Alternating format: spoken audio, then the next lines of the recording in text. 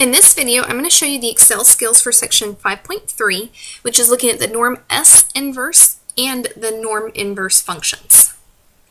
So starting off, we're looking at inverse functions, and in math, inverse means you're going backwards.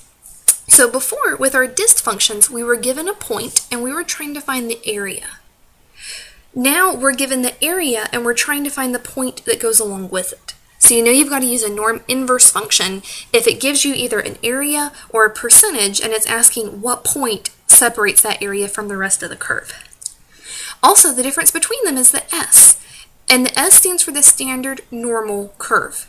So anytime you're working with a scenario where mu is 0 and sigma is 1, we'll use our norm S inverse function, and then anytime that we have a different value for mu and sigma, we'll use our norm inverse function. And then, like all norm functions, these functions work in reference to what's on the left. So we're going to put in the area to the left, and it's going to give us the corresponding point. When we were doing the norm dist, we gave a point, and it gave us area to the left.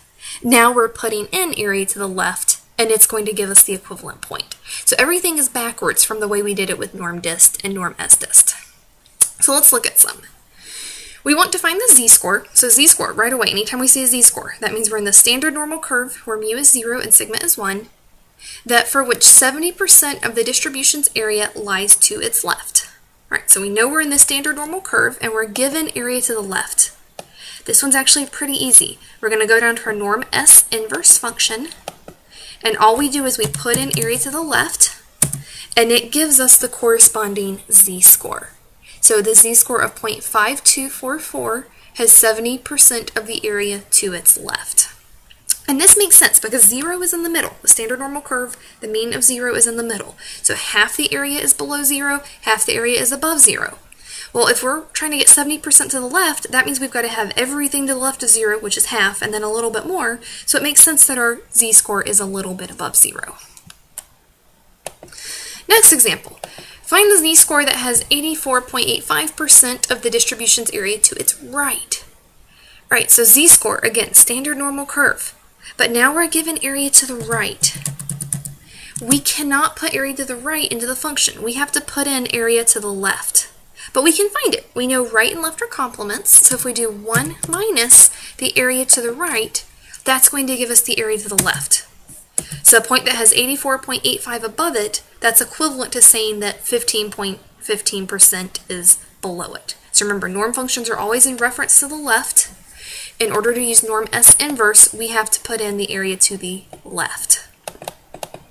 So I'm going to go down to norm S inverse, put in area to the left, which we just found was 0.1515, and that tells us a z-score of negative 1.0300 has 85.85% of the distribution's area to its right. All right, next example. For the standard normal curve, find the z-score that corresponds to the 90th percentile. All right, if you've ever taken a standardized test or had a baby and had their weight or height checked, you're probably familiar with percentiles. This tells you the percentage of people that are lower than you. So if your baby's in the 80th percentile for weight, that means that your baby weighs more than 80% of other babies. Or if you're in the 95th percentile on a math test, that means you did better than 95% of other people who took the test. So if we're trying to find the z-score, again, z-score tells us standard normal curve that corresponds to the 90th percentile, that means we're trying to find the point that has 90% of the area below it, or 90% of the area to the left. And there's the key, it's area to the left. We can plug it straight into norm S inverse. So we've got 0.9 to the left. So the corresponding z-score is 1.2816. Alright, so now we're going to look at problems more in real life context. And these are more like what you'll find on tests and projects and stuff. And these are problems where our mu is not 0 and our sigma is not 1. So it says, assume that the salaries of elementary school teachers in the United States are normally distributed with a mean of $37,000 and a standard deviation of $5,000. What is the cutoff salary for teachers in the bottom 10%? Now there's two ways we can do this one. We could start with the standard normal curve and use norm S inverse to find the z-score for the bottom 10%, and then convert it into an x value using the formula that's in your book. That way works fine. It's just a lot more work. What I'm going to show you is the preferred way of using the norm inverse function, which I kind of consider the shortcut function, which is letting Excel do all the conversion for you. So this is equivalent to when we did norm dist, and we could plug it in and Excel did all the conversion. Norm inverse will plug it in and let Excel do all the conversion. So we're trying to find the cutoff salary for the bottom 10%. So the bottom 10% is the furthest 10% to the left. So here we're given that the area to the left is 10%, and we have our mean of 37,000 and our standard deviation of 5,000. So let's go to norm inverse this time. So there's norm inverse. To use norm inverse, we put in the area to the left, which is 10%, then put in our mean of 37,000 and our standard deviation of 5,000. Excel is going to do all the conversion for you, and it tells us that if a teacher has a salary that's less than $30,592.24, then they're in the bottom 10%. So you see Excel did all the conversion for us and took us straight to the final answer.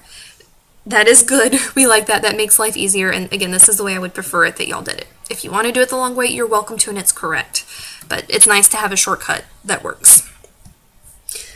Alright, so let's look at one more. It says, assume that the heights of men are normally distributed with a mean of 69.4 inches and a standard deviation of 1.3 inches. If the top 5 and bottom 5% are excluded for an experiment, what are the cutoff heights to be eligible? Round your answers to one decimal place. Alright, so we actually have two problems in one here. We've got to figure out what point represents the bottom 5%, and then we have to figure out what point represents the top 5%. So let's start with the bottom 5% because it's easier.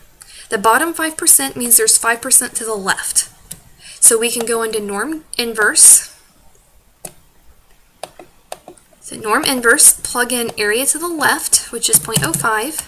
Tell Excel the mean of 69.4 and the standard deviation of 1.3. And Excel is going to do the conversion and tell us that the bottom 5% of men have a height of 67.26 inches or fewer. So that's about 5'7". So if you're a man and you're shorter than about 5'7", you're in the bottom 5%. Alright, so now the top 5%, that's a little bit, it's not harder, it's just one more step. The top 5% means that the area to the right is 5%. So area to the right is 5%, but we have to know area to the left to plug it into Excel. So right and left are complements. If we do 1 minus area to the right, that's going to give us what's left over to the right, or left over to the left, which is 95%. So in order to find the cutoff for the top 5% of men, we've got to go to norm inverse, put in area to the left, which is 0.95, our mean is 69.4, and our standard deviation is 1.3. So that tells us that the top 5% of men are 71.5383 inches or taller. So what is that? That's like 5 or 6'11" or taller. I'm doing mental math here. That's really tall. All right, so it says in order to be eligible for the experiment, we have to be, I'm just going to type it up here. Let's see, eligible heights are between 67.3 inches and 71.5 inches. I'm going to change that to a different color just because it makes it easier to read. So that actually answered the question to one decimal place. To get our eligible heights is somewhere in between there so that we're not in the bottom 5% or in the top 5%.